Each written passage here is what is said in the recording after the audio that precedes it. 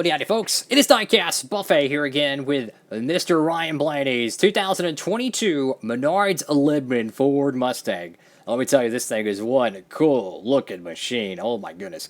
I love a good Menards Ryan Blaney diecast, so without further ado, let's go and dive into it. Alrighty folks, right out of the good old box, and here she is, man. What a cool looking race car. The Menards Libman diecast is, well, it's reborn in the next-gen era. We did get this diecast in 2019. It's actually a super rare diecast, one of the rarest Ryan Blaney cars ever.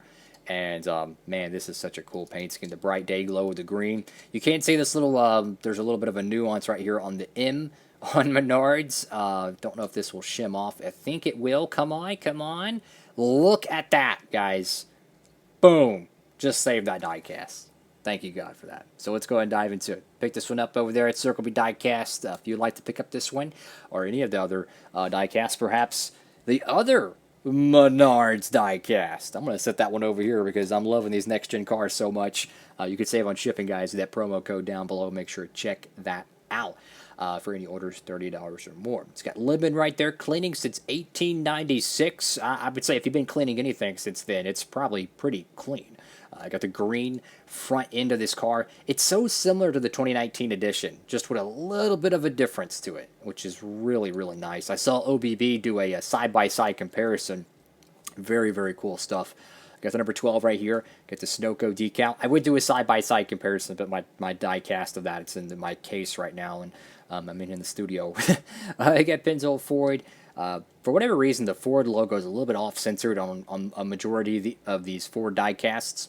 I have noticed that. Probably something to do with they can improve with the production line. Again, these are the first ones ever made. You know what I'm saying? Like, even with Gen 6, when it first started out, they didn't have window banners. They had times where the quality was...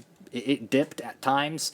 So, if these cars are a little bit iffy on some things, they'll probably recorrect it and adjust it as they go, because they did do that in 2013 with the the Gen 6 cars. Really, really nice looking paint scheme here. You have the Menards two-tone pinstripe or paintbrush line, giant Menards decal on the side. Just a really well done paint scheme. The chrome wheels. Oh, I love those. I love chrome wheels, man. I am a sucker for painted wheels, especially the chrome stuff. Get the American ethanol ring right there. Libman, Knopf, Wabash, Worth, Kidd, Richmond. Get Ryan Blaney right there. Advanced Auto Parts. I noticed how big the A, B, and C pillars are. It's really interesting. Like, they flared these things out quite a bit, which, I mean, it looks good to me. You got Ford, PPG, looks like Mazak, Dent, Wizard, and Discount Tire. You got Goodyear, Cup Series. One thing we touched on with the Austin Cindric Menards car is that the outlining to the colored decals appears to have a yellow outlining to it. So it's something to do with the decals they're using and the way they print it, which unfortunately it's unfortunate. But that's why you get this weird, like, yellow discolor to it. Like, you can see the Advanced Auto Parts logo here. The Advanced Auto Parts wording is normal, right? It has a transparent background. But when you see the checkered stripe right there, it has a yellow, weird background that just doesn't fit in with the day glow. You know, yellow is one of the more, like, when it comes to paints and stuff like that, there's like a billion different shades of yellow. So if one little, you know, pigment of yellow is different, it's going to be very noticeable on a diecast. Now, you can see the back spoiler decal is screwed up pretty badly. The pop rivets are supposed to be alongside that bottom bar, and this thing is doing the worm. I mean, this thing is literally doing the worm, so that's pretty good. Got Menards right there, Ford license plate number 12. I like how this green kind of wraps around this very curvature back bumper. Really, really cool stuff. I like the day glow spoiler. Here's a little bit of a underlook at the car. Let me get a good, there we go. You can see the undercarriage of the car here, and I like seeing just kind of like a sleek carbon black, and then you have this like very thin day glow. That looks pretty cool. I do like that. Let's go to the right side of this next-gen Ford Mustang, and I tell you, man, these next-gen cars, they impress me so much. You know, part of me was kind of worried about how the quality was going to be on the cars. How's the die-cast mold going to feel? Because they might be making these cars for the next 5 to 10 years. You know what I'm saying? So you really want to make sure that something that you're so passionate about is actually good. And I have to be honest with you guys, they knocked it out of the park with the diecast mold. Now, I haven't seen the Toyota ones in hand. I have seen the Chevrolet Camaros. I'll give a quick, a little showing of the Chevrolet Camaro. To me, the Camaro is my favorite one. It literally looks like a Camaro that you modify on Forza Motorsport. Like, I'm going to be dead honest with you. That thing looks exactly like a Chevrolet Camaro street car. It looks exactly like one. I say street car, but I mean like a production car with some aero kits modified to it. So you go to the top of the diecast here, above the greenhouse, got the number 12. There's a weird spot right there in between the top of the 2 and the roof line. I don't know what that is. Let's check this out. So it's a green little spot there, and it might flake off. Come on, almost. Come on, there we go. Almost.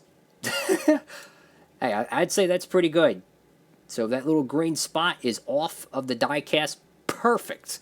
That's like the second or third time I've had on the next-gen cars where the little decal spot actually came off. Like, I have no problem with it being on the diecast as long as I can get it safely off of the diecast. What I have a problem is when they clear coat it and you can't get it off without damaging it. So that, no problem. I love it. Got snap-on right there.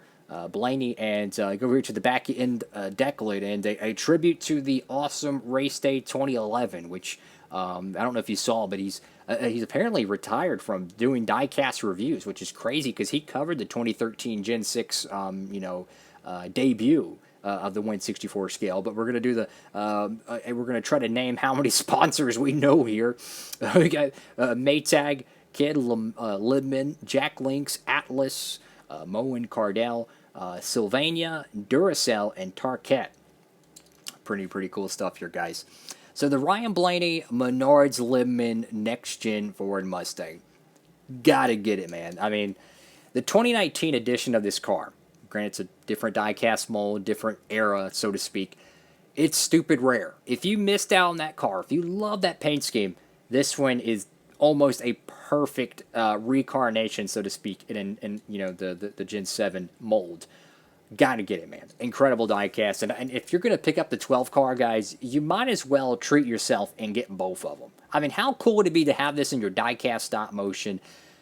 This is just amazing. I love these pieces, man. Both of these next-gen diecasts, they're perfect. The colors, they literally go together perfectly. Like, it's just so cool. I love when you get like a similar sponsor or a same sponsor on two different paint schemes. Like, it's like a matching set. I love it. I do. That is awesome stuff. These next-gen cars are incredible, guys. If you have not got yours yet, I don't know what you're doing. And for those who already have them, what do you think about them? I'm thoroughly impressed. I am truly, thoroughly impressed.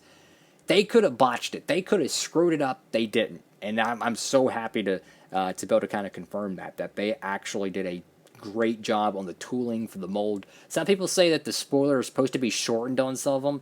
Truth be told, I don't mind it. I think it looks fine to me.